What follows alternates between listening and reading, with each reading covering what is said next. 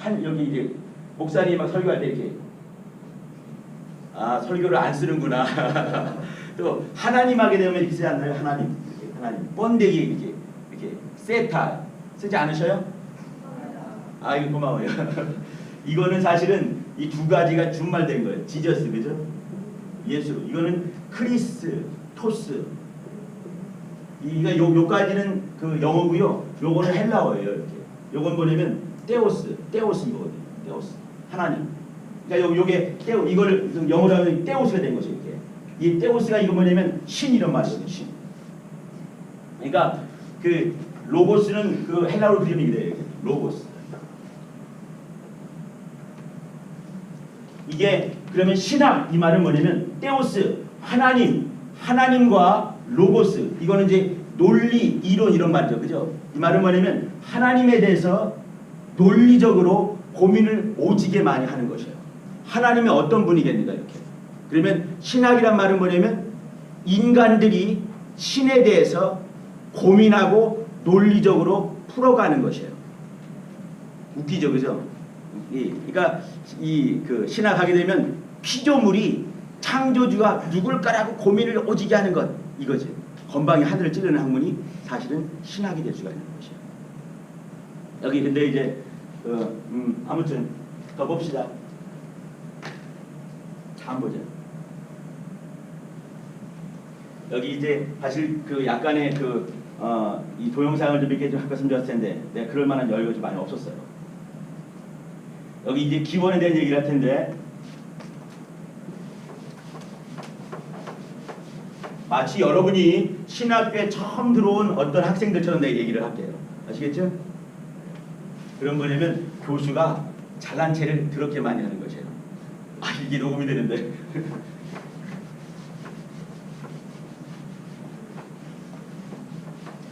여러분 신학의 시작이 언제라고 생각하십니까? 신학의 시작이 언제 같으세요? 누가 그랬니? 아마도 맞을 것 같아. 그러면 이제 이번에 신학을 이번에는 우리가 갖고 있는 기독교적인 안목을 생각한다면 어디쯤 될 것 같으죠? 중세 시대는 너무 가깝지. 좀 오지게 좀 멀어져야 되지. 에? 당연히 예수 그리스도께서 계시고 그 다음 얘기가 되는 것이. 그러니까 교회가 탄생을 한 다음에 시작이 되는 것이죠. 교회가 탄생한 것이 언제냐면은 1세기 이전이죠. 그죠? 1세기면 어떻게 해? 자관 30년쯤에 교회가 탄생을 했습니다. 그죠? 성령이 임하셔야지만이 교회가 탄생한 거니까 30년쯤에 탄생을 했어요. 그 다음에 30년 다음에 한 64년쯤에 여러분 잘 알고 있는 네로라는 사람이 핍박을 엄청나게 심하게 하죠. 그죠? 이 로마 시대 때. 그리고 나서 이제 1세기 지나갈 무렵까지 되면은 신약 성경이 다 쓰여지게 된 것이에요. 그러니까 보통 우리가 많이 들었던 요한이라는 사람이 등장하게 되면서 요한이 계시록을 쓰면서 이제 성경 시대가 끝이 나겠죠. 그리고 나서도 계속되면서 보셔요. 여기 1세기 이렇게 1세기 2세기 3세기 여기까지 요건 30년 AD 30년 성령이 임하신 시점으로 생각하시면 될 것 같아요. 그럼 요게 뭐냐면 교회가 탄생을 한 것이에요. 교회가. 이 말은 뭐냐면 성령이 임하시지 않으면은 신약 시대가 오지를 않은 것입니다. 내가 꼭 물어봐 이럴 때. 자, 신약 시대가 언제인지 예수님이 나신 시점 1번 2번 예수님이 피 흘리고 죽으신 시점 3번 예수님이 부활하신 시점 4번 예수님이 승천하신 시점 5번 성령이 임하신 시점. 이 5번이 되는 거 여러분 아시죠? 그러니까 예수님이 나셨다 하더라도 신약이 안 된 거예요. 신약은 뭐냐면 새로운 약속이 이거는 예레미야 31장에 나옵니다. 신약은 이렇게 예수님이 이 땅에 성령이 임하시고 성령이 이렇게 약속을 가지고 우리 안에 임해야지만이 새로운 약속이 시작이 되는 것이에요. 예수님이 약속의 모습으로 왔다 하더라도 내 바깥에 있는 것이에요. 이거는 신약이 아닌 것이에요. 피 흘려 죽었다 하더라도, 주님이 죽었다 하더라도 그것이 그 피가 내 안에 영향을 미칠 수가 없는 것이에요. 그러면 성령이 임하시지 않으면 신약은 오지 않는 것이에요. 내가 꼭 이때 얘기 드린 것이 뭐냐면 마리아와 요셉, 예수님의 친부, 예수님의 친모. 마리아와 요셉이 부부입니다. 같이 사는 거죠. 같이 입을 덮고 같이 있는 그 부부예요. 근데 요셉은 예수께서 죽기 이전에 죽었어요. 마리아는 나중에 성령 모셨어요. 그죠? 그러면 한 사람은 구약인이고 한 사람은 신약이 될 수가 있는 거예요. 여러분 무슨 말인지 아시겠죠? 그러니까 신약은 뭐냐면 성령이 임하셔서 예수의 모든 약속을 가지고 내 안에 임하셔야지만이 이루어지는 거예요. 그러니까 여러분이 성령 모신 사건은 엄청난 사건인 거예요. 여러분 놀라지도 않잖아. 워낙 세가지고. 자, 여기까지가 뭐냐면요. 여기까지가 뭐냐면 성경 시대라고 보통 그래요. 왜 그러냐면 성경이 쓰여지는 시대가 되는 것이지요. 요 사이에 어떤 사람이 있었냐면 요 때는 누가 있나요? 이렇게 성경 쓰는 사람들이 보통 사도들이 많이 있죠. 그죠? 사도들 다음 세대가 있어요. 뭐냐면 사도들로부터 잘 배운 사람이 있는 거죠. 이렇게. 예를 들면 이렇게 요한이 있었어요. 에베소 교회에서 그 목회를 했습니다. 근데 그가 이제 열심히 신앙생활하면서 제자들을 잘 키웠겠죠. 근데 그 중에 어떤 사람이 있냐면 폴리캅이라는 어린애가 있었어요. 폴리캅이 요한이 어떤지를 잘 보면서 잘 자랐어요. 요한이 죽었어요 이제. 그러면 폴리캅의 시대가 되겠죠. 그죠? 그러면 요 시대를 뭐라고 부르게요? 여기 사도시대 다음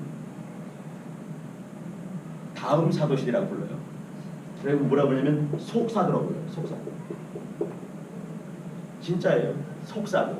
사도시대 다음 시대 속사도. 이 사람이 원래 풀 네임이 뭐냐면 속사도 교부라고 불러요.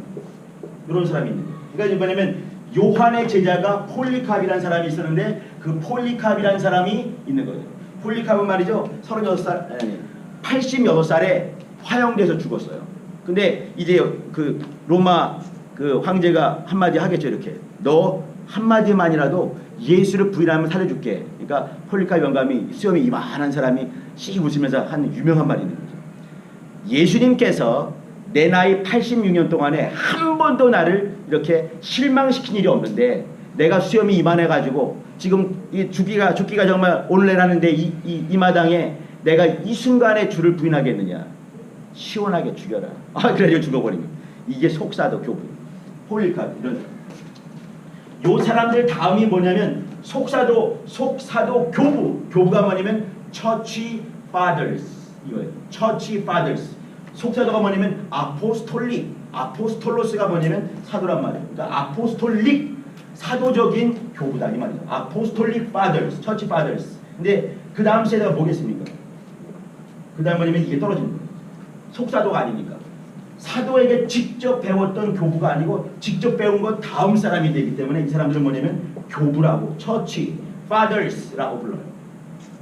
이렇게 시대가 이렇게 흘러가는데 이렇게 이제 교부가 나오기 전에 어떤 사람이 있었냐면 그 유명한 이 변증가들이라는 사람이 있어요. 변증가. 이 변증가는 어떤 사람이냐 말이죠. 이 시대가 어느 시대겠습니까? 이게 어느 시대면 로마 시대예요. 로마. 그러니까 로마가 이렇게 있으면서 로마는 말이죠. 거기 이 사람들은 황제가 신인 사람들인 거예요. 여러분 마태복음 16장 13절부터 보게 되면 예수님께서 가이사랴 빌립보 지방에 이르러 제자들에게 일러 가라사대 사람들이 인자를 누구라고 하느냐. 이거 기억나셔요? 내가 남산교인 앞에 있는 게 아니지 지금이. 예. 너무 뻔하고 질문해서 웃기고 있는 거죠. 그때 어떻게 하는 거냐면 이렇게 하는 거예요. 내가 가이사랴 빌립보에 가봤어요. 가이사랴 빌립보가 어떻게 되냐면 지중해예요. 지중해. 요게 갈릴리 호수예요. 요단강이에요. 이게 사해바다예요. 여기가 헬본산이 있어요.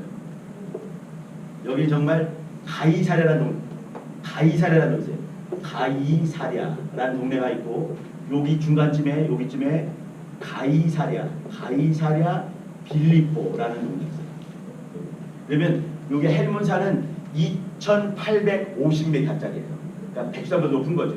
여기서 헬몬산에서 이렇게 이슬이 있어가지고 이슬이 땅바닥으로 스며들어가지고 2,000m로 흘러가는 거죠. 이렇게.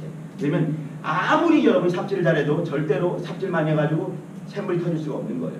이 물이 흘러가지고 여기서 딱 터져 나온 거죠. 그러니까 가이사랴 빌립보 동네는 물이 많아요. 물이 많으면 어떻게 해? 사람이 많이 살겠죠, 그죠? 그러면 거기가 문화가 융성할 수 있겠죠, 그죠? 그럼 문화가 융성한 문화의 최고봉에 뭐가 있는지 여러분 아십니까? 종교라는 것이 있습니다. 여기 가게 되면요, 정말 종교성이 엄청나게 많은 거죠. 이스라엘 동네 가게 되면 물이 많은 곳이 거의 드물어요. 근데 여기 가게 되면 샘물이 정말 맑은 물이 흘러요. 아무도 안 믿는 건 한데 가봤더니. 여기 가게 되면 큰 산이 있는데 산이 큰 산이 있어. 산을 반뚝 잘라진 게 있어가지고 거기에 구멍이 막 나 있어요. 그 구멍마다 뭐가 있냐면 이런 거죠. 이렇게. 산이 이렇게 있으면은 다 바위산이에요. 구멍이 막 나 있어요. 구멍이.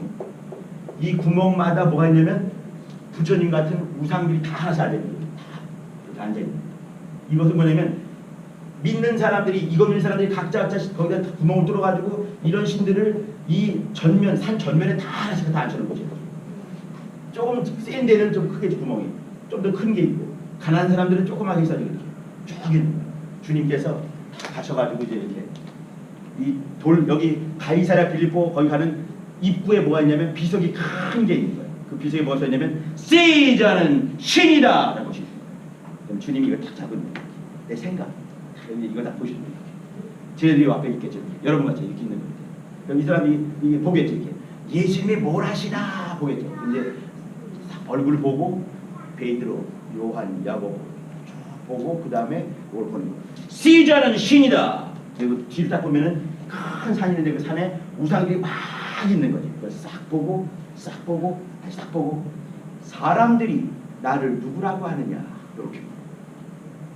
예수님께서 왜 허구하게 많은 그 도시가 있는데 그 중에 특별히 가이사랴 빌립보 가서 그런 얘기를 하셨을까? 내가 이따가 다음에 말씀 잠깐 나누겠지만 예수님 말이죠. 이 모든 무대를 만드신 분인 거예요. 또 뭐 동네 이름도 다 주님으로 말하면 정해진 게 아닌가. 물론 사람이 정했겠지, 그죠? 근데 생각을 누가 역사했겠는가? 하나님이 역사하지 않으시겠어요? 그러면 요렇게 보고 요렇게 보고 요렇게 보면서 물어보는 거예요. 사람들이 나를 누구라고 하느냐? 침례 요한이요, 예레미야요, 엘리야요, 모세요. 성경에 나와 있는 그 선지자라고 말하는 것은 모세를 말하는 거죠. 4명이 등장하는 거예요. 주님께서 얼굴이 변함이 없어. 답이 없는 거예요. 사람들이 그렇게 말할 때 너희는 나를 누구라고 했을 때 이렇게 주님 그리스도시요. 여러분 기억나시죠? 요것이 그렇게 있는 거죠. 내가 변증가 말하는데 변증가라는 것은 뭐냐면요. 이렇게 황제가 신인 로마가 있어요. 그죠? 근데 이 기독교인들은 뭐냐면 예수만이 자기 왕이라고 우기는 사람들이에요. 그러니까 마음에 안 드는 거지. 뭐 하냐면은 폴리캅 잡아와서 죽여버리고 누구 잡아서 잡아 죽여버리고 짱들 잡아 다 죽여버린 거죠. 근데 아무리 말해도 안 들어. 249년과 251년에 유명한 데키우스라는 황제인데 그 사람은요 사람들 다 죽여버렸어요. 쥐잡듯이. 그런 일이 있고 나서 이제 나중에 4세기 초에 이렇게 기독교가 공인이 되는 건데 이렇게 이제 이 로마 시대 때 사람들이 기독교인들을 어떻게 오해를 했냐면 저 사람들은 무정부주의자다라고 인정을 했어요. 자기네 황제를 인정하지 않아요. 사실은 황제를 인정을 했어요. 근데 뭐라고 하냐면 이 황제는 이 땅의 왕이지만 우리가 믿는 왕은 예수밖에 없다라고 우기는 것이에요. 우기는 게 아니지. 믿음을 주장하는 거지. 근데 이거에 대해서 사람들이 오해할 때 뭐라고 하냐면 지네끼리 모여가지고 지네끼리 모인 이유가 왜 그러냐면 들키면 잡아 죽으니까 원래 카타콤 이런 지하 감옥 지하 이렇게 토굴 속에 있으면서 자기네끼리 모여서 예배를 드렸어요. 예배를 드리면서 이렇게 성찬을 하지 않습니까? 성찬을 하는 거죠. 이렇게 쪼개가지고 이제 이거는 예수의 살이요 포도주 가지고 이것은 예수의 피요 이렇게 말하니까 사람들이 어떻게 지네끼리 모여가지고 몰래 사람을 잡아 죽여가지고 이렇게 살을 가지고 지네끼리 살 뜯어먹고 지네끼리 피 마신다 이런 소문이 납니다. 첫 번째. 또 두 번째 보니까 이렇게 내가 결혼했을 때도 말이죠. 이렇게 내 아내는 내가 결혼하고도 내 아들 낳기 전까지도 꼭 날 부를 때마다 이렇게 인재 형제님 이렇게 불렀어요. 난 내 아내 부를 때마다 어떻게 불렀냐면 에란 자매님 이렇게 불렀어요. 이제 애 낳은 다음에 이제 타락이 되는 거죠. 그 다음에 이제 누구 자매가 아니라 누구 엄마 이렇게 요셉이 엄마 이렇게 되는 거 아니겠어요? 이렇게. 근데 그 전까지 뭐냐면 이렇게 결혼하고도 뭐냐면 애란 자매님, 인제 형제님 그러고 같이 자고 같이 사는 것이에요. 근데 보니까 로마 사람이 가만히 보니까 누구 형제 누구 자매 하면서 같이 살아.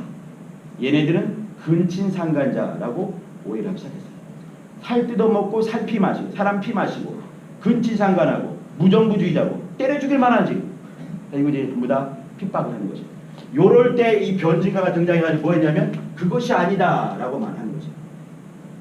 요 사람들은 좀 더 교리적인 접근을 했다 한다면 요 사람들은 뭐냐면 이 로마 제국이 핍박을 하고 사람 죽이고 막 또 핍박하면서 하는 말이 뭐냐면 너네는 근친상간자, 너네는 인육식자, 너네는 그 무정부주의자라고 하니까 그게 아니라 우리가 왜 그러냐면 근데 로마 사람은요 기본적인 그 학문 도구가 있었습니다. 그게 뭐냐면 철학이 있었어요.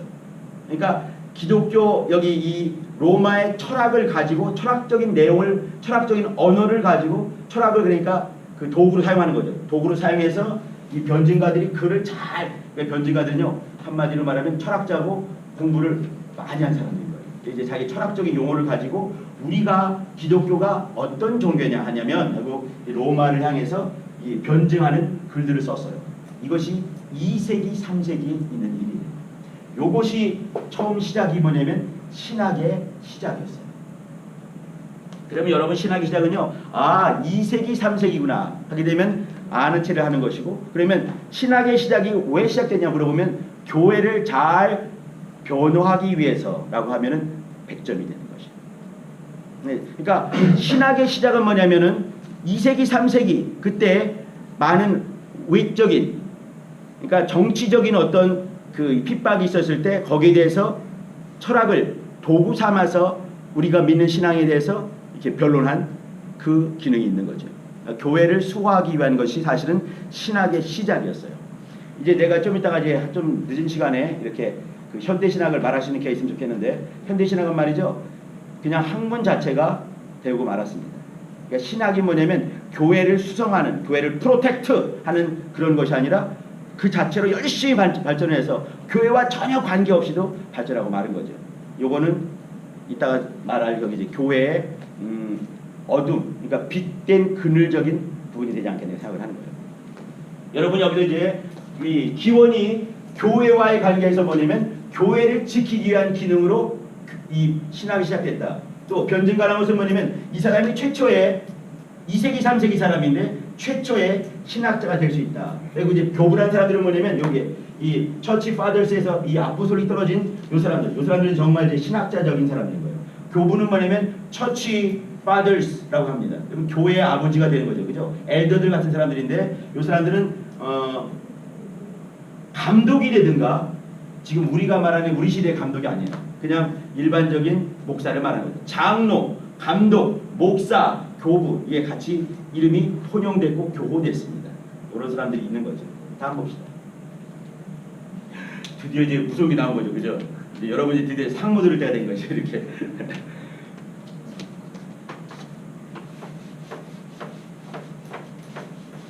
여기 혹시 문과생들 있나요? 문과생들? 뭐 걱정하지 마세요. 안 물어볼 테니까. 여러분 세계교회사 굉장히 좋아하지 않았죠, 그죠? 세계교회사 얼마나 징그러웠을까, 그죠?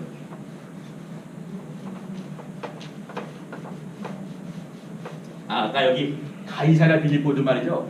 가이사랴 빌립보가 얼마나 정치적이냐면요. 가이사가 뭔지 아시죠? 케사르, 세이저, 황제잖아요, 그죠? 빌립보는 뭐냐면 헤롯의 아들 중에 필리푸스라는 사람이 있어요. 필리푸스가 이제 가이사랴 빌립보가 뭐냐면 이 동네 이름이 가이사랴 더하기 빌립보예요. 그러니까 두 사람이 짓는 거죠. 시저 황제를 슬쩍 가져오고 필리푸스 이 사람은 또 이제 이 북쪽 지방을 다스리는 분봉왕인데 이렇게 두 사람의 이름에 정치적으로 딱 접붙여가지고 우리는 시저를 인정해, 우리는 필리푸스 왕을 인정해. 이렇게 굉장히 정치적인 도시가 가이사랴 빌립보라는 동네입니다.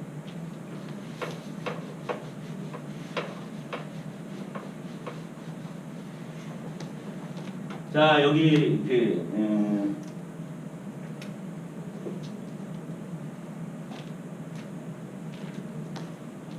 여러분 초대교회사란 말 들어봤죠? 초대교회사, 그죠? 초대교회사가 사실은 이 고대교회사 대신에 초대교회사를 쓰는 사람이 있어요. 이름을. 근데 초대교회사는 좀 더 이렇게 그 아카데믹한 용어는 아니에요. 초대가 있으면 뭐가 있게요? 2대가 있죠. 그죠? 초대, 2대, 3대, 4대 이렇게. 근데 이거보다는 고대교회사, 이 고대란 말이 더 좀 더 아카데믹한 용어가 될 수 있어요. 고대, 중세, 그 다음에 근대, 현대가 되겠죠. 근데 우리는 종교개혁사가 또 있어서 이렇게 네 가지. 여러분이 이렇게 그 신학교 하게 되면요, 교회사를 배울 때 네 가지 정도 배우고 더해서 한국 교회사를 배우게 되면 좀 많이 배운 거예요. 이렇게 많이 배우기 힘들어요. 적당히 빼먹죠. 여기 6세기 말, 16세기 초, 그리고 17세기 중반 연도까지 있지만 연도 말하면 여러분 잘 것 같으니까 말 안 해요. 여기 6세기 말까지를 뭐라고 하냐면 고대 교회사를 불러요. 여기 또 이제 이 약 1000년간의 기간인데 요때 요가 뭐냐면 이것이 중세가 되는 것이죠. 그리고 여기 약 한 131년 정도 되는데 이것이 뭐냐면 종교개혁 시대라고 불러요. 종교개혁 시대. 그리고 이제 이때 이후부터 지금까지 이 2017년인데 이때까지 뭐냐면 근대와 현대 합쳐가지고 근현대 이렇게 말을 하는 거죠. 고대에서 중요한 것은 뭐냐면요. 그 여러분이 알고 있죠? 이따 이제 그거 말할 텐데 여러분 신론이라고 뭔지 아시죠? 신론. 이게 뭐냐면 하나님 아버지, 하나님에 대해서 말을 하는 것이에요. 신론 뭐 이런 것도 이제 우리가 믿는 교회가 어떤 것인지 교회론 또 구원론 이런 것들이 근데 이런 것들이 대부분이 결정되는 시기가 요 고대 얘기예요. 여기 중에서 특별히 이제 1세기, 2세기, 3세기 요 3세기 안에서 여러분이 갖고 있는 일반적인 신학에 대한 얘기들이 다 나오게 되고 또 이단들이 무지막지하게 등장하게 돼요. 요 1세기, 2세기, 3세기 때 갖고 있는 이단에 대한 얘기들과 신학에 대한 얘기들이 지금도 계속되고 있는 거죠. 그러니까 여러분이 말이죠. 그 만약 이 중에서 하나만 공부하다 여러분 대부분이 종교개혁사요 그러겠죠, 그죠? 근데 사실은 더 중요한 데가 사실은 여기가 될 수 있어요. 처음 교회 시작이기 때문에. 근데 이게 중요한 것은 뭐냐면 우리가 지금 개혁을 하고 있기 때문에 여기가 중요하긴 하겠죠, 그죠? 근데 이 고대교회 이때는 뭐냐면 이렇게 우리가 갖고 있는 대부분의 이 신학에 대한 이야기들 또 이제 우리 교회 내에서 변질되었던 이단에 대한 얘기들이 많이 나온다. 이거 맞는 거죠. 여기는 말이죠. 중세와 여기 여러분 보세요. 어느 순간에 이렇게 여기까지가 고대야, 여기까지가 중세야, 여기까지가 종교개혁사고 여기부터가 뭐야 이렇게 말할 때 누가 정했겠습니까? 사람이 정한 것이에요. 그죠? 근데 만약에 여러분이 여기 살고 있지만 만약에 5037년이다 하면 어떻게 되겠어요? 여기입니다. 그럼 좀 이상하지 않겠어요? 그죠? 근현대가 긴 거예요. 3000년 넘게. 4000년 넘게. 요거는 말이죠. 우리가 2017년에 살고 있기 때문에 이렇게 나는 거지 만약에 3000년대가 되게 되면 아마 틀림없이 시대 구분도 바뀔 겁니다. 뭐 이렇게 정말 1기, 2기, 3기, 4기, 5기, 6기, 7기, 8기, 18기 뭐 이렇게 바뀔 수도 있겠지. 그러니까 이거는 중요한 것은 아니에요. 근데 이제 요런 시대 때 무슨 일이 있었는가? 교회 내에 어떤 일이 있었는가? 신학적인 어떤 것이 있었는가를 보면 알 수 있겠죠. 여기는 이제 그 기본적인 교리라고 합시다. 교리들이 확립되는 시기가 30년부터 590년 6세기 말까지 이루어졌다. 이 고대 교회 얘기예요. 그 다음에 중세는 뭐냐면 종교 개혁이 이루어지는 루터가 500년 전에 1517년 10월 31일 날 비테로 성당에다가 이렇게 95개장을 라틴어로 걸던 그 시절까지 여기 이때는 말이죠. 계시가 최고였습니다. 어떻게 보면요. 신본주의 사회 진짜 신본주의가 이미 중세기 때 이루어진 것이 아닌가 생각을 한번 해봐요. 진짜 신본이니까. 아닌 것들만 다 죽여버릴 수 있습니다. 요거는 이제 루터가 등장을 하게 되고 뭐 칼빈 쯤인거리 등장했던 좀 개혁이 되겠죠, 그죠? 그리고 이제 이 중세가 계시 중심이었다면 여기 이제 근대가 뭐겠어요? 영어로 하면 모던이죠, 그죠? 모던의 중요한 게 뭐겠습니까? 여기가 계시가 중심이었다면 여기는요 이성 시대가 되는 거죠. 여기 이 정도는 알아야지만 우리가 한상식 할 수 있는 것이에요. 여기 이성 중심의 시대가 되는 거죠. 이제 이성 중심의 시대가 되면서 이성 중심의 어떤 신학들이 등장이 됩니다. 제가 다시 한번 말씀드립니다. 고대는 뭐냐면요, 신학의 또 우리가 갖고 있는 교리와 이것들이 대부분이 정립되는 시기를 말하는 거죠. 중세는 뭐냐면 계시 중심의 중세 카톨릭적인 것들이 다 등장했던 것이 중세가 되겠죠. 요거는 이 중세를 끝내고 종교 이 루터로 말미암아서 개혁이 시작되는 시점과 개혁이 완성되는 시점이 종교역사가 될 것이에요. 그런데는 뭐냐면 계시 중심이었다 한다면 이성 중심으로 넘어가는 시대가 여기입니다. 우리 한국 교회사의 시작은 말이죠. 여기 근대의 거의 끄트머리예요. 이렇게. 여기가 딱 찍으면 1648년인데 우리나라는 말이죠. 1884년 이때 처음 9월 20일 날 어떤 사람이 우리나라에 들어오게 되면서 이제 이 한국 교회사 시작이 되죠. 여러분 1885년에 유명한 사람이 있어요. 1885년. 84년에 무슨 일이 있었게요? 네? 선질국 박해 사건을. 내가 말하고 싶은 건 뭐냐면 갑신정변 뭐 이런 거 물어보고 싶은데 여러분 아십니까? 갑신정변 12월 4일 날 무정부 낙석시 사건 별로 안 친하죠, 그죠? 마테마가 누가 요만치 안 친하죠. 자, 여기 천주교학부도 중요한 것이에요, 사실. 1885년에는요 언더우드 아펜젤러가 말이죠 4월 5일 날 오후 3시쯤에 저기 이제 인천 전울항에 들어온 것이 이 유명한 언더우드와 아펜젤러가 들어왔던 사건입니다. 이제 한국교회 역사는 이렇게 84년 알렌, 85년에 언더우드 아펜젤러 스크랜턴 부인 이런 사람이 들어오면서 한국교회가 시작된 거죠. 그러니까 우리나라 말이죠 100년 조금밖에 안 되는 거죠.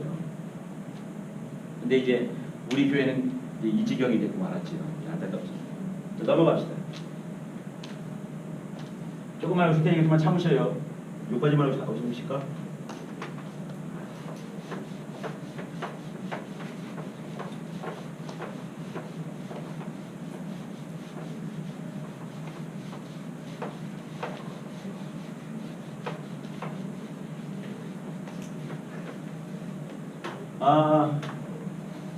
조금 좀 빡빡하죠, 그죠? 여기 이제 처음 들어본 거 아니에요? 성서신학, 이론신학, 실천신학. 이게 뭐냐면 신학을 아는 체 하려면 이 정도는 알아야 된다 생각을 하는 거예요. 이게 무슨 말이냐면 나무를 한번 생각해 봐 주시기 바랍니다.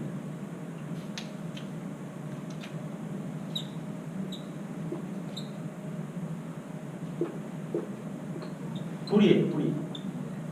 이건 잔뿌리.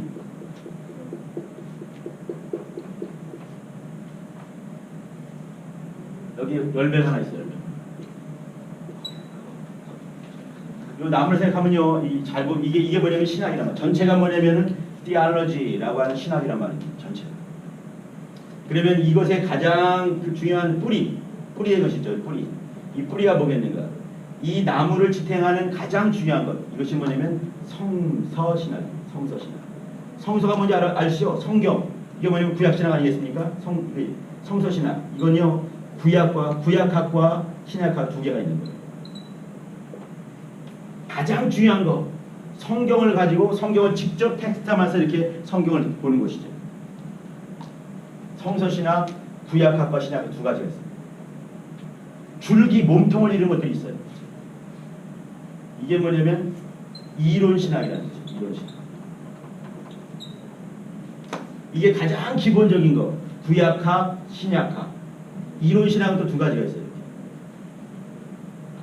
내가 뭘 하고 있냐면 역사신학을 해요. 역사신학. 역사신학은 뭐냐면 교회사를 하는 거죠. 또 하나 뭐냐면 좀 이따 말할 텐데 조직신학. 조직신학이라는 게 있어요. 조직신학. 조직신학은 뭐냐면 이렇게 신론, 기독론 쭉 나눠진 것을 조직신학이라고 해요. 여기 끄트머리 요거 뭐냐면 이게 실천되는 거죠. 열매를 볼 수 있는 거죠. 이게 뭐냐면 실천신학이라는 거죠. 여기 뭐냐면 굉장히 많겠죠. 여기 전도학, 예배학, 기독교 교육학, 상담학, 교육학, 또 선교학 뭐쫙 있어요. 이 숫자는 이게 제일 많아요, 그죠? 근데 이게 가장 중심이고, 근데 협의의 의미로 이거 전부 다가 뭐냐면 신학이란 말인데 아주 협의의 의미로 신학하게 되면 뭘 말하냐면 뭐겠습니까? 요걸 말해요.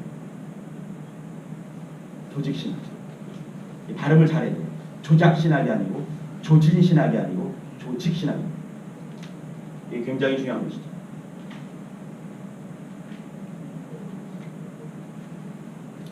하나만 더 하고 쉽시다. 다음 봅시다. 여기 여기 이게 그거죠? 실천 신학이다. 여기 이제 이게 이 나무예요. 이 나무 이거 못 찾겠더라고. 이게 여기 중심에 있는 이론 신학이다 이 말이고, 여기가 성서 신학이라는 뿌리예요. 자, 그러면 내가 질문 하나 했어요. 여기 잔뿌리들은 뭐게요? 이거 하고 쉬셔야죠. 잔뿌리가 뭐겠습니까? 이게 뭐냐면 GBS예요. GBS. 그룹은 빼야 되겠다. BS가 되겠죠. 그룹 바이블 스터디죠, 그죠? 바이블 스터디. 이게 뭐냐면 성경 공부예요. 바이블 스터디. 그러니까 이제 바이블 스터디. 여러분이 성경을 읽지 않으면 말이죠, 이 위에 거 아무것도 안 되는 것이에요. 그러니까 이 바이블 스터디 제일 중요하다. 그러니까 다시 말하면은 여러분이 GBS가 제일 중요하다 이 말이죠. 좀 쉬었다 합시다. 쉬면서 질문 지금 해도 좋아요.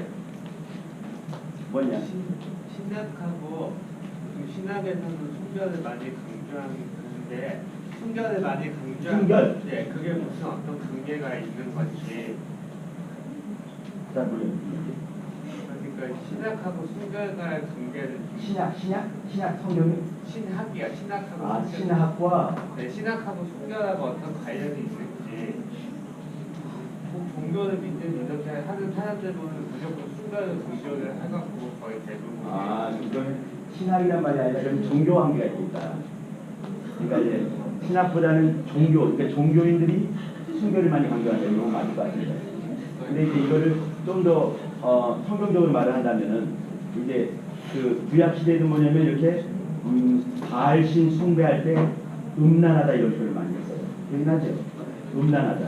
그러니까 이제 이렇게 내가 갖고 있는 신앙 외에 다른 거에 대해서 찢겨버리거나 다른 거에 대해서 이렇게 가진 것에 대해서 뭐라고 하냐면 음란하다 이렇게 표현했는데, 이것이 뭐냐면 신학 시대에 오게 되면서 우리가 그 부부가 됐을 때 한 몸이다 이런 표현을 하죠. 한 몸이다 이렇게 말하고, 그러면은 이게 한 몸이기 때문에 이제 이렇게 순결한 걸 말하면서 한 몸이 다른 몸과 이렇게 어떤 관계를 가진 것에 대해서는 주께서 기뻐하지 않는 것이죠. 왜 그러냐면 하나기 때문에 그런 거죠. 그리고 이 중에는 뭐가 있냐면 우리가 왜 이건 고린도서 나온 얘기인데 우리가 성전이다 이렇게 표현했어요. 성전.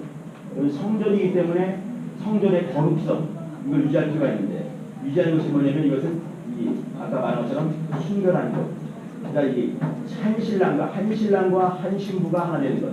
이것이 뭐냐면 에베소에서 뭐라고 말했냐면 부부가 이게 형제가 자매에 대해서 자매가 형제에 대해서 이렇게 이제 부부간의 사랑을 말하면서 주께서 말씀하시기를 사도 바울은 내가 지금 남자 여자 관계 그 정도뿐만 아니라 뭘 말하냐면은 교회와 예수님과의 관계를 말을 하고 이렇게 말해요. 그러니까 이제 우리가 여기 이제 이 땅에 살면서 부부가 이렇게 한 남자와 한 여자가 이렇게 가정을 이루고 사는 것을 뭐라고 그 속에서 뭘 보여줄 수 있냐면 교회가 하나인 것을 보여주고 싶어 하는 것입니다. 그러니까 이제 이렇게 한 남자가 한 여자를 사랑하고 한 여자가 한 남자를 사랑하면서 이것이 마치 뭐가 아니면 그리스도께서 교회를 사랑하고 교회가 그들을 통일한다 이렇게 말씀하고, 그러니까 이제 이것은 굉장히 중요한 부분인 거죠. 이건 종교뿐만 아니라 우리가 말한 것처럼 신약을 말했는데 보면서 통해서 알 수가 있고 에베소서 통해서 알 수가 있고.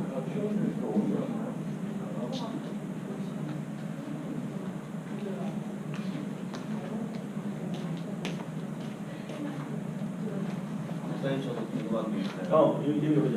신약교회를 성령이 오신 이후로 정의를 하면은 결국 성령이 임하셨을 때 온전한 성도가 된다는 걸 얘기를 하는 거잖아요. 그럴 수 있지.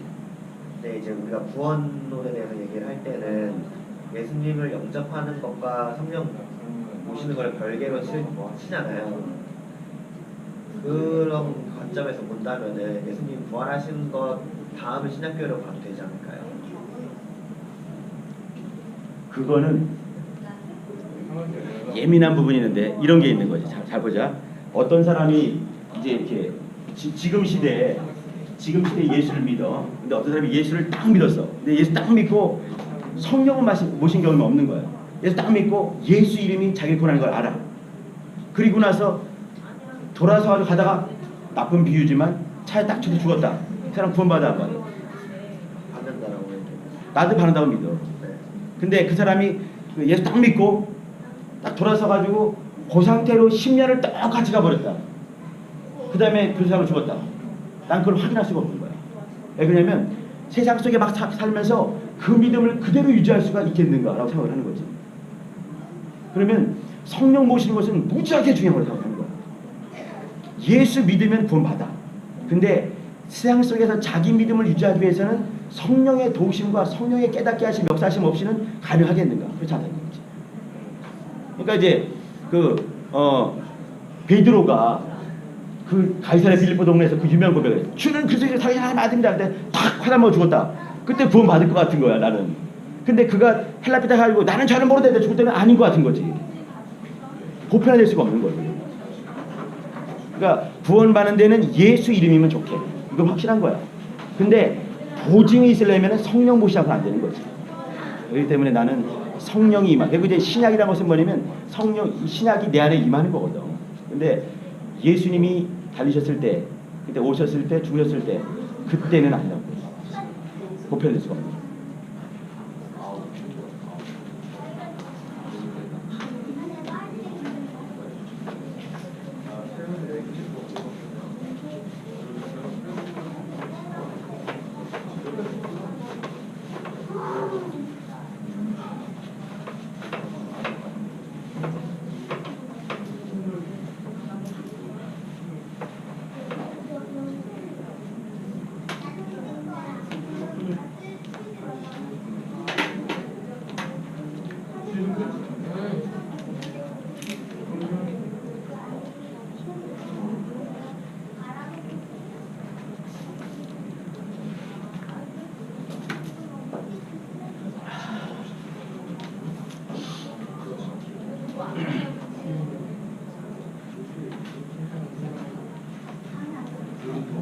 너 지금 어디 있니? 대전에 있니 지금도? 대구. 대구구나. 내년에 올라오고. 지금 뭐지 대회인가?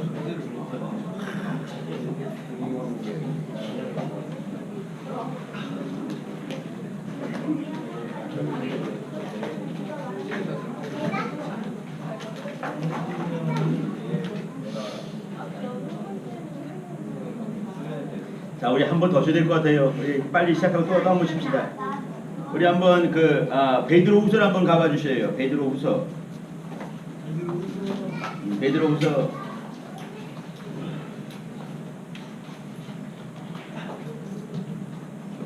어저께 밤에 1시까지 라면을 먹었더니 눈이 잘 안 떠지네, 세상에. 어디 일찍 잔 사람 있어요? 1시 이전에 잔 사람? 이런 데 오면 1시 이전에 하면 안 되지, 세상에. 그치? 밤중에 라면도 먹어주고 막 해야지. 눈이 막 안 떠지고 막 옆구리 살도 유지하고. 베드로후서, 베드로후서는 말이죠. 안다라는 표현을 참 많이 해요. 안다. 여기 2절 보더라도 1장 2절 보더라도 하나님과 우리 주 예수를 알므로 은혜와 평강이 너에게 더욱 많을지어다. 이렇게 알므로 3절에 뒷부분 봐주세요. 3절 우리를 부르신 자를 알므로 말미암아. 알므로 여기 보이죠. 안다 이런 거. 12절 보시더라도 이러므로 너희가 이것을 알고 이미 있는 지식에 섰으나. 여기 알고, 이 안다란 말은 굉장히 중요한 말이에요. 네, 여기 제가 12절부터 12, 13, 14, 15를 읽어드립니다. 중요한 말 알고 왜 또 모시는 거 생각을 한번 해주세요. 생각을 한번 해주세요. 아시겠죠? 이러므로 너희가 이것을 알고 이미 있는 진리에 섰으나 내가 항상 너희로 생각하게 하려 하노라. 내가 이 장막에 있을 동안에 너희를 일깨워 생각하게 함이 옳은 줄로 여기노니 이는 우리 주 예수 그리스도께서 내게 지시하신 것 같이 나도 이 장막을 벗어날 것이 임박한 줄 알미라. 내가 힘써 너희로 하여금 나의 떠난 후에라도 필요할 때는 이런 것을 생각하게 하려 하노라. 안다라는 개념과 뭐가 더 중요할까요? 네, 고마워요. 생각한다라는 개념. 이게 뭐냐면 우리가 지금 신학하는 것은 뭐냐면 아는 것이고 말이죠. 생각을 하는 것이에요. 생각을 하는 것. 그러니까 신학함의 중요한 것은 뭐냐면 생각을 하는 것이에요. 내가 믿는 것이 무엇을 믿는 것인가 고민을 하는 것이에요. 또 내가 잘 믿고 있는가 고민하는 것이에요. 또 내가 안다고 말은 했지만 내가 무엇을 알고 무엇을 모를까 고민하는 것이에요. 여러분 고민하지 않은 것은요 영적 생활 깊어지는데 치명적입니다. 우리가 고민을 덜했기 때문에 아마 우리가 이 지경 되지 않았겠는 생각을 하는 거예요. 내가 너무너무 부끄럽지만 나는 신학을 24년 공부를 했어요. 그죠? 근데 내가 거기 앞잡이로 일했지 않았겠어요? 그러면 문제가 있는 거예요. 문제가. 안다는 것의 문제와 또 생각한다는 것에 문제가 있는 거죠. 이거 어느 순간에 잔비의 말이죠. 옷 쫓는다는 말처럼 이렇게 이제 정말 주님의 은혜도 이렇게 잔비에 옷 쫓듯이 깊어지면 참 좋겠지만 또 반대로 세상적인 것에도 잔비에 옷이 젖고 내가 없어지게 되고 세상과 나는 관계없고 부족한 점이 보이는데 세상과 나는 관계없고 시험만 보인다. 문제가 있는 거 아니겠어요?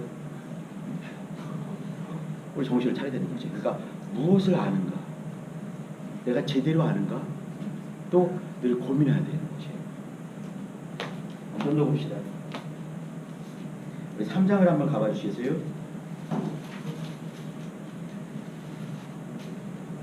3장의 마지막에는요, 이 베드로 후서는 말이죠. 베드로가 이거 쓰고 이제 또 이제 순교하기 전에 쓴 건데, 그러면 베드로의 유언같이 보시면 맞습니다.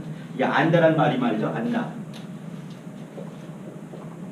예, 이거 잘라차는 거잖아요.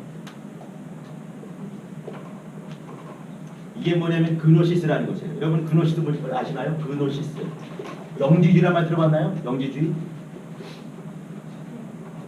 그노시스 이 말이 뭐냐면요. 이게 지식이란 말이에요. 지식, 지혜란 말입니다.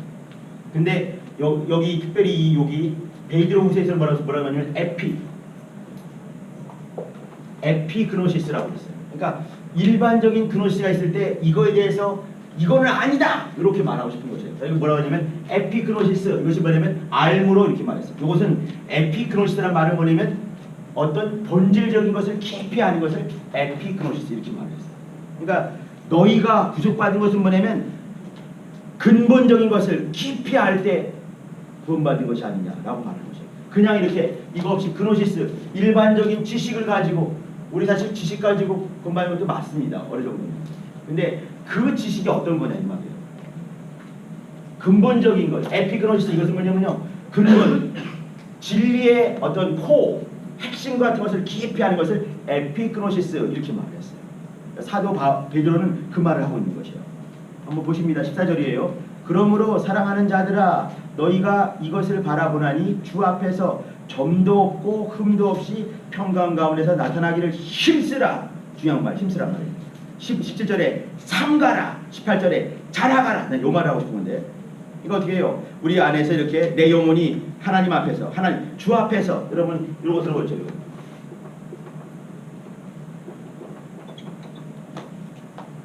이거 그대로 읽으면 돼요. 코람데오 한번 해봅시다. 코람데오. 네. 이거 뭐냐면 하나님 앞에서 이 말이에요. 신 앞에서 코람데오. 이게 뭐냐면 우리의 삶인 것이에요.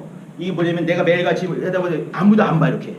아무도 안 보기 때문에 나는 혼자 있으면서 지못할 수도 있는 것이에요. 이 사람은 뭐냐면 크신 하나님을 인정하지 않는 거죠. 어떤 사람은 말이죠. 혼자 있더라도 이렇게 그 옛날에 우리 선비님들을 그것을 신독 이렇게 말했는데 아무도 없어도 의관을 정제하고 우리 혼자 있으면 어떻게 해요? 남자들은 팬티만 입고 있어요. 이렇게. 팬티만 입고 덜렁덜렁 돌아다니는 거죠. 이렇게. 아무도 없으니까. 엄마 있어도 아빠 있어도 그냥 다른 그잖아요. 그죠?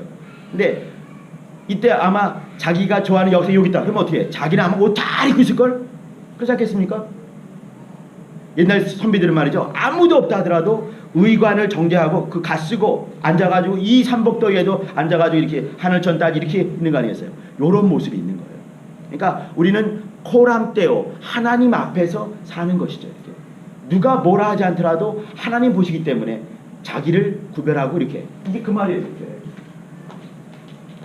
그러니까 주 앞에서 점도 없고 흠도 없이 평강 가운데 나타나기를 힘쓰라. 또 우리 주의 오래 참으심이 구원이 될 줄로 여기라.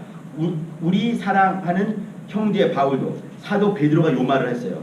우리 사랑하는 형제 바울도. 여러분 혹시 그 갈라디아서의 1장에 보게 되면 말이죠. 거기 이제 갈라디아 1장과 2장 보게 되면 사도 베드로가 이렇게 이제 그 이방인들과 이렇게 밥을 먹고 있다가 야고보라는 사람, 야고보가 누구냐면 예수님의 동생 야고보를 말하는 거죠. 유명한 사람이거든요. 우리 생각할 때 별거 아닌 것 같지만 야고보는요 당시에 60년 그경에 AD 60년경에 예루살렘의 총감독이었어요. 그 야고보가 이렇게 오는 거죠. 그러니까 베드로가 이렇게 이방인과 밥 먹다가 야고보 보니까 얼른 싹 돌아서가지고 혼자 밥을 먹었어요. 왜 그러겠어요? 야고보 오는 순간에 와가지고 아유 이 베드로가 이방인과 같이 얼굴을 맞대고 밥을 먹고 있구나 그렇게 말할까봐 밥 먹자 갑자기 식판 들고 다녀서 혼자 밥 먹지 이렇게. 그걸 또 베드로가 바울이 본 거 아니야. 딱 보더니 그 앞에 사람 많은 앞에서 베드로요 이렇게 말하는 거야. 베드로요 당신이 좀 아까 이렇게 같이 밥을 먹다가 야고보 오니까 이렇게 외식하는 거 잘못되지 않았어. 정해보셔. 바나바도 당신 따라 이렇게 하지 않았어. 바나바도 이거 움직인 거지 이렇게.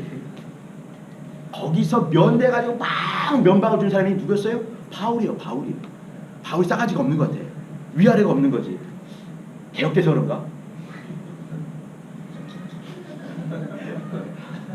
아니 왜 그러냐면 생각을 한번 해보세요. 바울이라는 사람은 사도행전 9장에 회개를 했어요. 근데 사도 베드로는 2장에서 성령 모시고 그때 단번에 설교해가지고 3,000명이 회개를 했어요. 4장에는 5,000명이 회개를 했어요. 그러면 1만 명이 되는 그런 큰 교회를 이룬 그 유명한 사람이 된 거예요. 9장에 그가 이렇게 막 딴짓하고 뻘짓할 때 여러분 말대로. 근데 거기서 이렇게 막 면박을 주고 막 그럴 수가 있겠는가? 왜 그래요? 사도 바울은 담즙질의 목표만 보이는 무시무시한 사람인 거예요. 할 말은 여러분 닮았게 할 말은 다 해.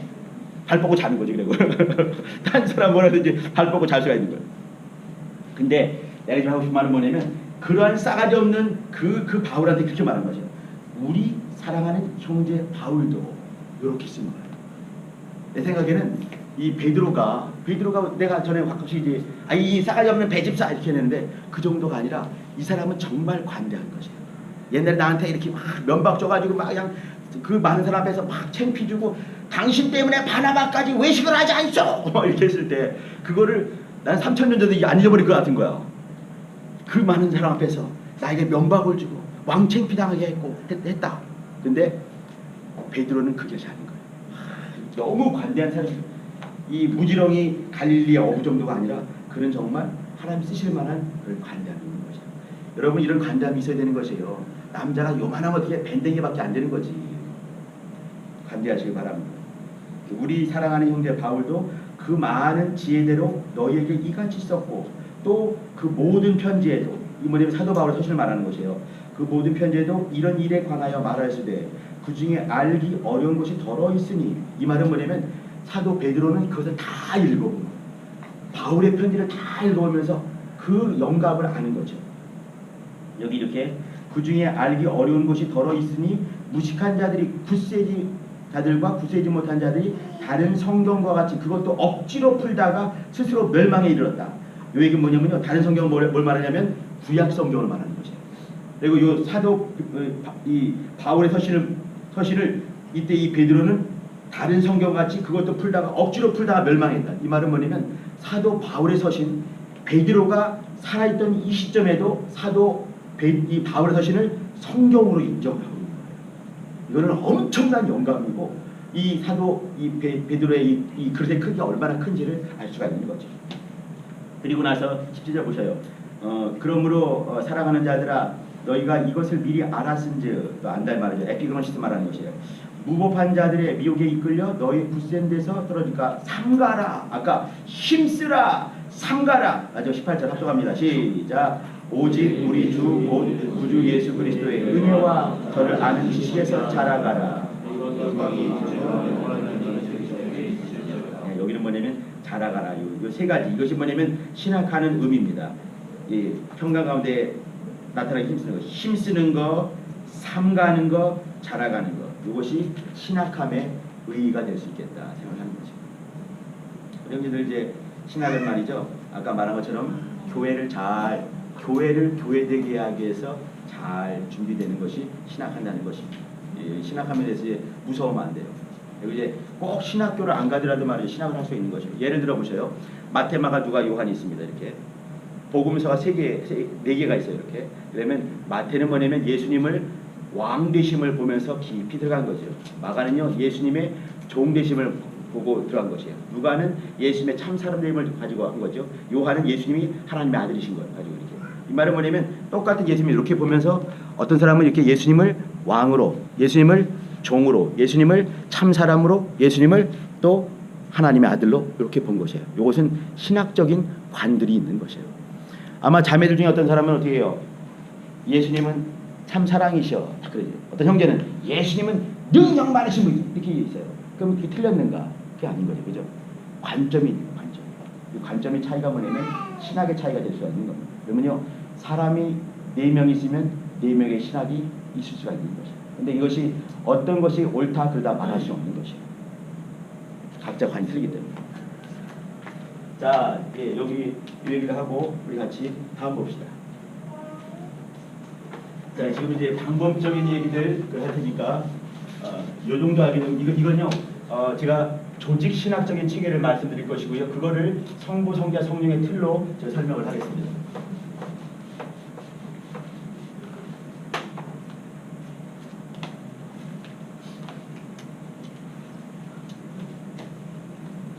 질문 있으면 마음에 갖고 있어요. 요거 하고 쉬겠습니다.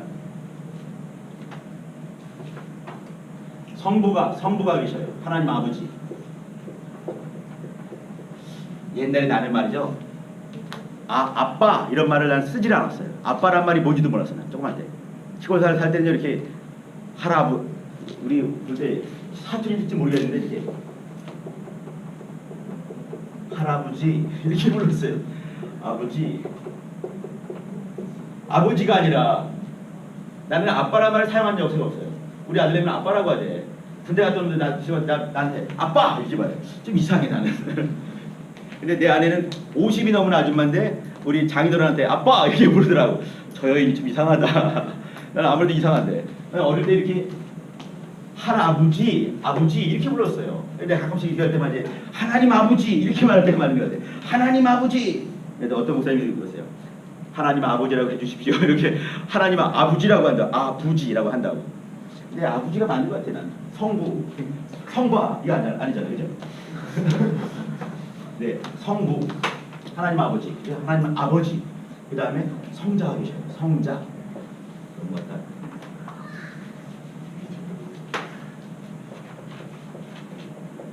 성령. 성부와 성자와 성령 어떻게 말이죠? 잠깐 제가 설교하면서 말씀 나누면서 요 얘기를 했습니다. 성부, 성령 얘기를 했죠. 예. 하나님 아버지 이 기가 막힌 얘기 아니세요, 그죠? 어떤 종교에서도 말이죠. 자기들을 지은 그 주신에게 술주자가 아니라 준주자 그 주신에게 아버지라고 하는 데는 없는 거예요. 그렇죠? 우리만 할 수 있는 거 아니겠어요? 이 점은 기가 막힌 거거든요. 하나님의 아버지 되시면 그러면 하나님의 아버지 되심은 뭘 말하겠는가? 이것을 젠더, 성적인 것인가? 그게 아닌 거 아시죠? 그죠? 뭘 말하면 이것은 하나님 아버지 할 때는 이것은 요즘은 이제 하나님 엄마라는 하는 사람들이 있어가지고 말이죠. 하나님 아버지 했을 때는 하나님 엄마에 대한 반대인가? 그게 아닌 거잖아요. 그러면 하나님 아버지 할 때 이 성부 개념이 왜 있겠습니까? 이건요 사랑의 개념을 말하기 그런 것이죠. 근데 사회학적인 것은 뭐냐면요. 이런 이 성부 개념이 그러니까 남신 개념이 나오기 전에는 어떤 일이 있었겠는가? 요거 설명하기 위해서 여러분 나쁜 설명하게 되면 나쁜 설명만 기억하는 사람들이 있던데 이렇게 옛날에 내가 뭐 설명하면서 이 복음서 설명하고 그러면서 성경과는 개관하게 되면서 외경 얘기를 했어요. 외경 얘기를. 왜 외경 얘기했냐면 물론 첫 번째 잘난 체하기 위해서도 했죠. 중요한 건 뭐냐면 참고하기 위해서 정경이라는 걸 말하기 위해서 외경을 설명할 수밖에 없거든요. 정경, 카논과 외경, 이 아포크리파라는 거, 또 이제 가경, 그러니까 정경, 외경, 가경 이런 것들이 있어요. 이제 내가 정경을 말하기 위해서 이 외경을 설명한 거지. 근데 그게 뭐냐면 도마복음이라는 게 있어요. 도마복음 보면 재밌는 게 많거든요. 예수님의 12살 이전이 나와요. 예수님이 여러분 악동이라는 만화 아십니까? 악동이? 모르는구나. 악동이라는 만화에 나오는 그 악동이 같은 정말 못된 애로 나온 것이에요. 이런 거지. 예수님이 이렇게 지나가다 보니까 어떤 애가 이렇게 어깨를 툭 쳤어.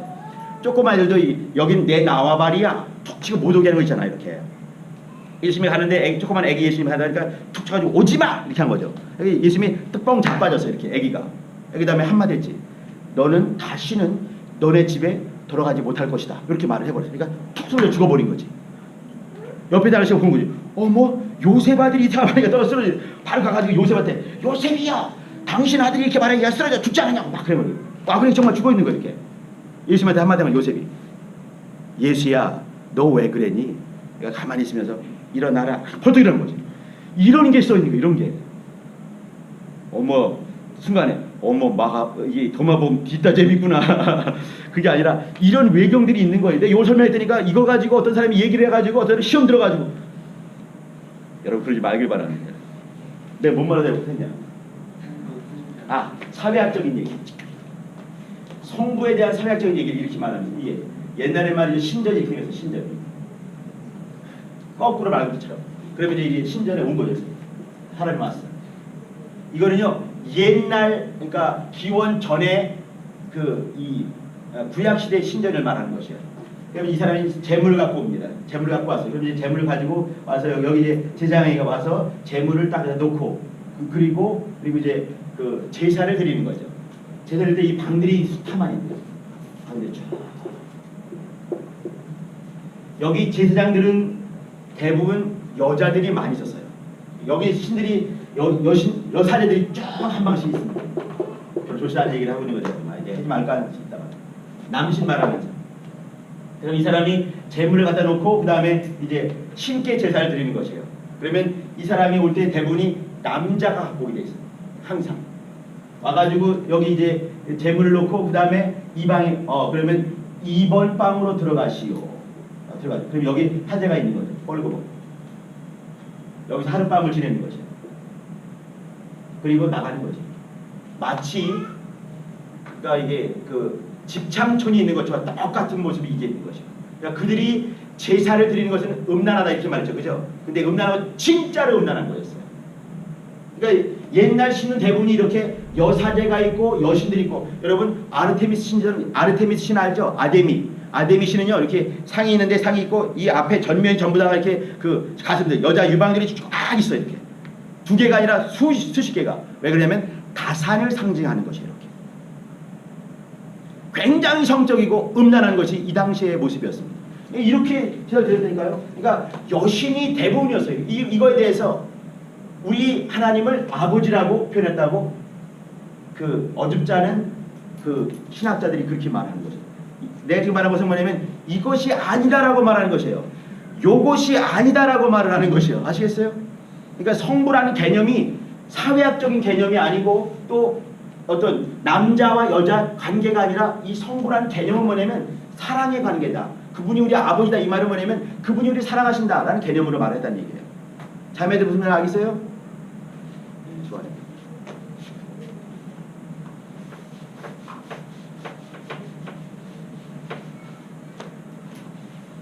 자, 지금 이제 여기 이 방법론 조직신학적인 체계를 제가 성부, 성자, 성령 이 세 틀로 말씀을 드리는 겁니다.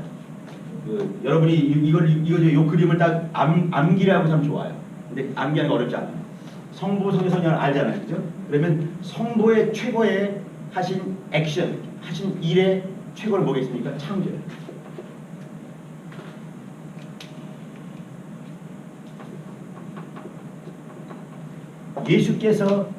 예수 그리스도께서 하신 최고의 일이 뭐겠습니까? 은혜를 내주신 거죠. 은혜. 혹은 많은 사람들은 이것을 은총이라는 말도 많이 해요. 우리는 은혜라는 말을 많이 하지만 다른 데는 은총을 더 많이 씁니다. 은총 이렇게. 성령께서 하신 것은 조금 좀 어려울 수도 있는데, 여러분 혹시 성례전 아십니까? 성례전? 처음 들어봤나요? 성찬 뭔지 아시죠? 성찬, 그죠? 침례 뭔지 알죠? 이게 뭐냐면 성례전이에요. 그러니까 성령께서 이렇게 그 떡에 성에게 뭘 하지 않지만 이제 이렇게 성령이 하신 성령의 역사하심으로 침례가 물에 잠기는 거지만, 물 여러분 얼마나 많이 잠겨봤습니까? 그죠? 목욕탕에 있으면 잠겨보기도 많이 하잖아요. 그죠? 풀장하기도 하고 이렇게. 근데 그것은 침례라고 하지 않죠. 성령께서 역사하실 때 그것이 침례가 되는 거예요. 그죠? 우리 떡과 포도주를 안 먹는구나. 떡을 얼마나 많이 먹었어요. 근데 이것이 성찬이 되지 않는 거죠. 근데 성령께서 역사하실 때 이것이 성찬이 되는 것이에요. 이게 성례. 이 말을 하는 거죠. 자, 그러면 성부께서 창조했을 때 그 창조의 최고의 피조물이 뭐겠습니까? 인간이죠. 성자께서 은혜를 베풀어서 이루신 최고의 무엇이겠습니까? 구속하신 것. 우리 인간을 구원하신 구속하신 거죠. 구원. 성령께서 성례를 집행하시는 가장 최고의 기관, 그것이 뭐겠습니까? 성령이 임하시면서 창조된 것, 새로운 창조. 네? 교회예요, 교회.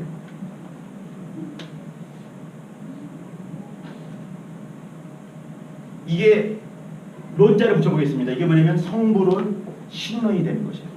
론자 붙이면요, 성자론, 기독론이 되는 것이에요. 론자 붙이면 성령론이 되는 거죠.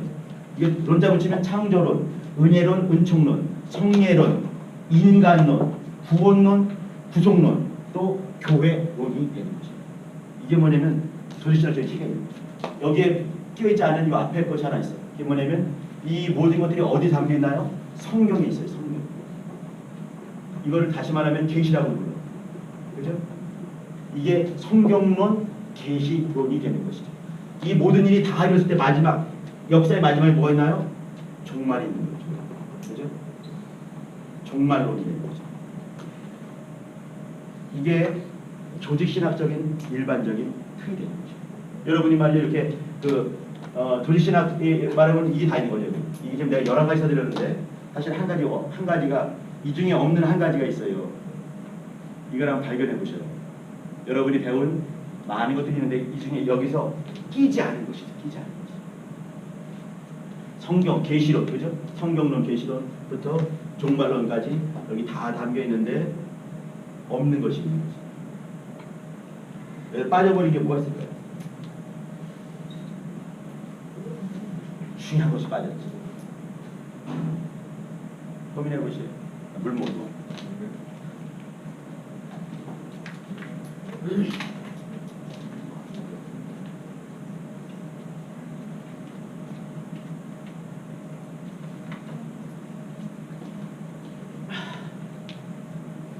아주 중요한 것이 빠졌어요. 말해 보세요. 네? 자매들 뭐라고? 크게 말해. 잘했어. 점심을 많이 먹는 거. 이런 말 있어요.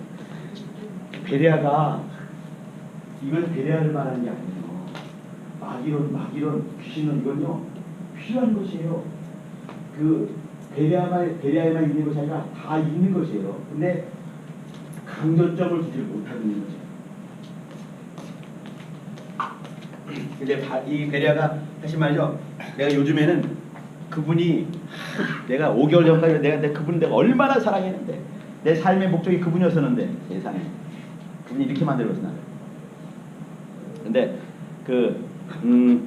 베레아에 대해서 말이죠. 여러분 고민을 깊이 한번 해볼 필요가 있어요. 무슨 말이냐면 어떤 부분은요 가차 없이 버려야 돼. 가차 없이. 어떤 부분은요 고민을 정말 많이 해야 돼. 생각을 많이 해야 돼. 어떤 거는요 버려서는 안 되거든요. 그냥 미우니까 너무 미우니까 다 버려 때려버려 그죠? 그냥 요즘은 성자만 들어도 난 싫어 그런 사람 많이 있어요. 그죠? 백자 싫어해. 시도 좋아하지 않지. 그분이 하도 얼무시하다 보니까 우리는 심원을 싫어한 거예요. 아무튼 여기 이 말이 뭐냐면 여기에 뭐냐면 이게 뭐라고 했지 아까? 마기론.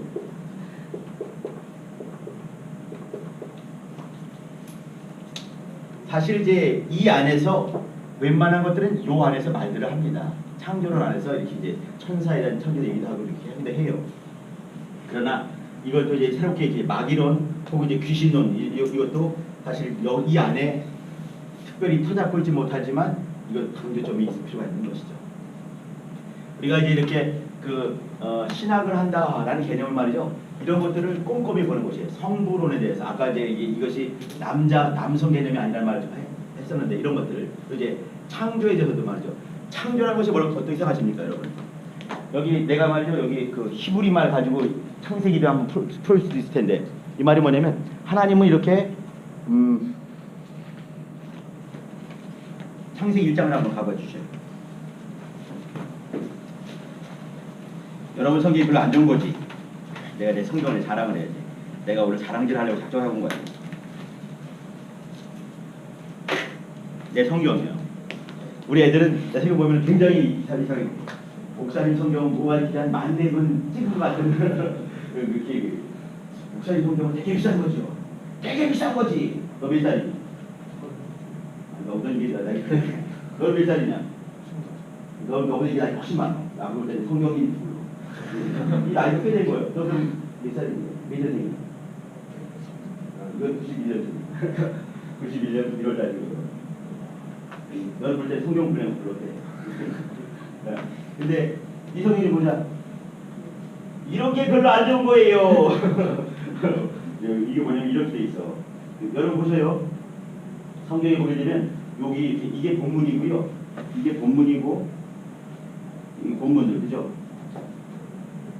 본문이 여기 있으면 요 밑에 이렇게 이 조그만 들 말이죠. 이건 뭐냐면 그 주석이라고 불러요. 주석은 뭐냐면 그러니까 만약에 침례 이해하기 그렇지. 그러니까 침례교인 쓰게 되면 침례교의 내용이 들어갈 수밖에 없는 거예요. 침례교인 장로교인 쓰게 되면 장로 신학이 들어갈 수밖에 없는 거예요. 그러니까 신학에 따라서 이걸 쓴 사람의 신학이 묻어있는 것이 이것이 주석이라고 불러요. 근데 중요한 것은 뭐냐면 이 주석에 대한 별로 중요하지 않아요. 사실 참고는 할 뿐이지 절대성이 없습니다. 근데 옆에 조그맣게 보게 되면 여러분 이거 보이나 잘 보이지 않나요? 조그맣게 기억력이 조금씩 가지고 있잖니. 이게 뭐냐면 성경을 통해서 읽는 방법을 말하는 거죠. 그러니까 여기 보게 되면 내가 만약에 뭘 모른다 하게 되면 그 옆에 조그맣게 보게 되면 기억, 니은, 디귿, 아야, 어에 쭉 있을 것이에요. 그러면 그걸 계속 찾아보게 되면 성경이 어떻게 쓰여진가를 볼 수가 있는 거예요. 성경을 깊이 볼 수가 있는 거죠. 이걸 찾아보는 것은 너무 쉬워. 그리고 이거는 각각 교파마다 다를 수밖에 없는 것이에요. 근데 요거는 다 만국 공통인 것이에요. 요것대로 본 거예요. 근데 그 성경, 그러면 대부분 이게 없을 거라 그죠? 여러분 성경은요, 만렙이 아니라 여러분 선생님은 한 1년도 안 되는 것 같아. 이 정도 돼야지만 만렙이 옆에 이렇게 조그맣게 서 있는 성경 볼 때 말이지 줄도 치셔요.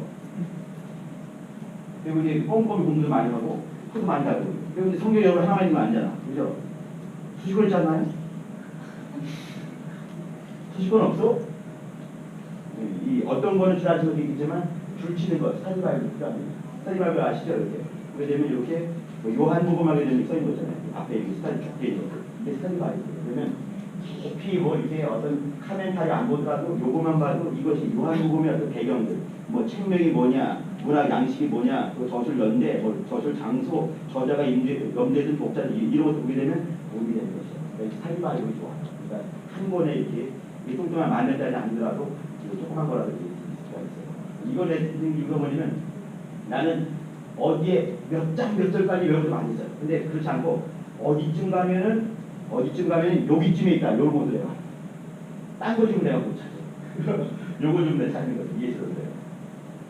공부를 여러분 성경을 꼼꼼히 할 필요가 있습니다. 이 옛날에 핀이라는 사람은 이거 있다. 이거 뭐야? 이렇게 여러분 딱 말하면 30분간 설교를 하시는 사람이 이 정도입니다. 당신이 그렇게 됐으니까 나한테 물어보지 마라. 네, 성경 좀 만지고 꼼꼼히 볼 필요가 있습니다.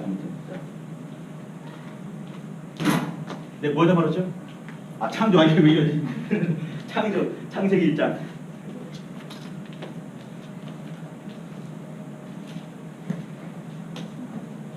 아, 1장 1절 보세요.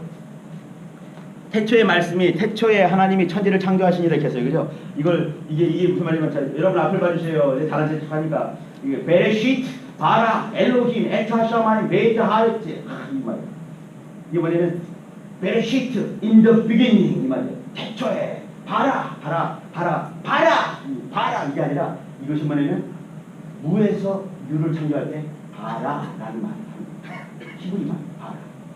요것이 뭐냐면 창조한 개념에서 이렇게 완전한 무에서 완전한 유를 창조하시는 것. 예, 베레시트 바라 엘로힘 에타샤만 베이트 하레츠. 이 바라 요것이 뭐냐면 첫 번째 개념으로서 무에서 유를 창조할 때 이렇게 말하는 거죠. 또 하나 1장 한번 25절 16절 오시게 되면요. 여기 뭐라고 하냐면 만드시니라 보이시나요? 하나님이 여기 보다가 보면 종류대로 땅에 기름 모든 것을 그 종류대로 만드신다 이런 말이죠. 만드신다. 요거는 완벽한 물에서 완벽한 유를 창조하는 그 바라 개념이 아니라 요거는요. 이거는 야짜르라는 것이에요. 이것은 이미 창조된 어떤 물질을 가지고 더 낫게 이렇게 만들어가는 것. 그래서 야짜르. 그러니까 우리 볼 때는 그냥 만드시다 이렇게 했지만 물론 이제 창조다 이 뜻이 있잖아요. 그죠? 근데 그렇지만 히브리 원어로 보게 되면 이렇게 완벽한 물에서 완벽한 유로 창조하는 신적 창조가 있는가 하면 또 어떤 있는 물질을 가지고 또 변형되게 해서 새로운 것을 만들어가는 야짜르 개념도 있는 거죠. 하나 더 보십니다. 2장 7절 한번 보시죠. 그 유명한 그 지으시고 이렇게 여호와 하나님이 흙으로 사람을 지으시고 생기를 그 코에 불어넣으시니 이게 보이시죠? 그죠? 지으신다 이런 말이죠. 이게 뭐냐면 야 이게 아니 아까 잘못 말했네. 아까 뭐죠 이게? 24절, 25절, 20절 만드신다 이런 말이 뭐냐면 이것이 뭐냐면 이게 아샤 이런 이게 말이에요. 아샤 그리고 여기서 지금 2장 7절이 뭐냐면 이것이 야짜르라는 거죠. 야짜르. 그러니까 바라라는 개념이 있는가 하면 아샤라는 개념이 있는가 하면 야짜르 개념이 있는 거죠. 야짜르 개념은 뭐냐면 이것은 어떤 특별한 어떤 것이 특별한 목적을 향해서 만들어가는 것이죠. 특별한. 그러니까 아까 여기 이제 흙으로 사람을 지었다 이렇게 이제 풍기를 불어넣는 장면이 뭐냐면 특별한 목적. 그것이 하나님의 영을 집어넣기 위한 그런 과정이 있는 거죠. 이런 과정. 특별한 목적이. 그러니까 어떤 만들다라는 개념이 있다 하더라도 말이죠. 창조라는 개념이 있다 하더라도 여러 가지 개념이 있는 거죠. 이런 것들이 뭐냐면 창조라는 이 속에 설명이 되는 거예요. 이게 보면 여러분이 신학도 재미있을 수가 있겠구나 생각 안 드셔요? 재미있을 수가 있는 것이에요. 그러니까 이제 우리가 아는 일반적인 개념에서 좀 더 깊어지는 교육적인 개념이 있는 것이죠. 아무튼 이런 거 개념들. 인간은 뭐 말할 거 없을 것 같고요. 성자 예수 그리스도죠, 그죠? 예수 그리스도 여기는 말이에요.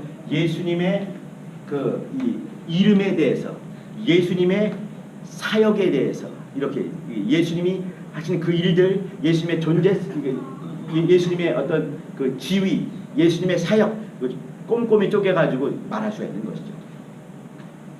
이것도 마찬가지로 성경도 이걸 가만히 보시게 되면 사실 이 자체가 뭐냐면 협의로 큰 의미로는 아까 나무 글자네. 나무 그죠? 나무 이렇게 나무 여기 이제 이 개념들 말했는데 이 전체가 뭐냐면 디알러지 신학이지만 그 중에 협의로 말하게 되면 여기 이론 신학에서 그 역사 신학이 있고 도시 신학이 있었을 때 요것이 협의의 의미로 신학이다 말씀드렸어요. 그러니까 요것을 이렇게 하나하나 배우는 것이 가장 협의의 의미로서 신학이 될 수가 있는 것입니다. 다음 봅시다. 하나 더 보여주세요. 여기 이 사람들 다 말하면 이제 우리는 밥을 못 먹는 거지. 밥을 먹는 게 얼마나 중요한데, 그죠?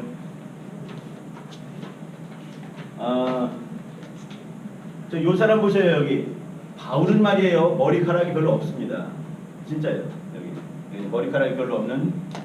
근데 바울을 이제 신학 부분에 쓴 이유가 뭐냐면, 여러분 바울이 쓴 서신들 기억나시죠? 이렇게 이제 로마서, 고린도, 전후, 갈라디아서, 또 에베소서, 빌립보, 골로새, 데살로니가 전서, 후서, 디모데 전후서, 그 다음에 디도서, 빌레몬서 13권이 있는 거죠. 여러분이 이게 옆으로 살려고 하는데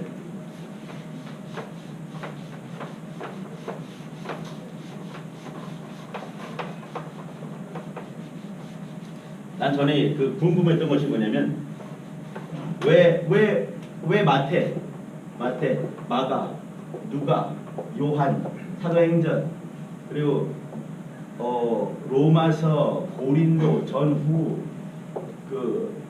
갈라디아서, 에베소서, 빌립보, 골로새 이렇게 왜 이런 수를 나갈까? 빌레몬서 왜 이렇게 나갈까?